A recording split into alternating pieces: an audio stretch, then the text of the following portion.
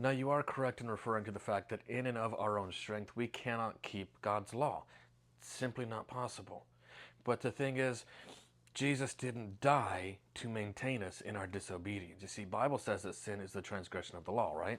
And that's in the New Testament, and as such, sin still exists, unfortunately, but it does. And here's the thing, in Matthew 1, verse 21, the Bible says, you will call his name Jesus. Why?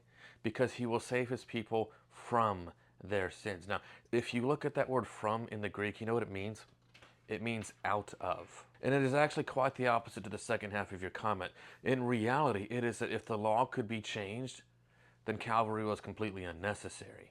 Now, in and of our own strength, no, we can't keep the law. But with Jesus, we can. See, Jesus commands obedience. John 14, verses 15 to 23. And in John 15, he says that you are my friends if you do whatsoever I command you. Now also, the Bible says in verses like the book of Jude, verse 21, keep yourselves in the love of God. 1 John chapter 5, within the first 4 verses, it says that the love of God is to keep his commandments. Now how do we do that? Titus chapter 2 says that the grace of God that brings salvation has appeared to all men, teaching us that denying ungodliness, we should live righteously and soberly in this present age. What is ungodliness? It's sin. Ephesians chapter 2 verses 8 through 10 says that we are saved by grace, and that salvation by grace will be resulted in the fruit of good works. Not a just-in-case situation as if we aren't saved by grace enough, but a situation in which that we realize what Jesus has done for us, so we love him in return.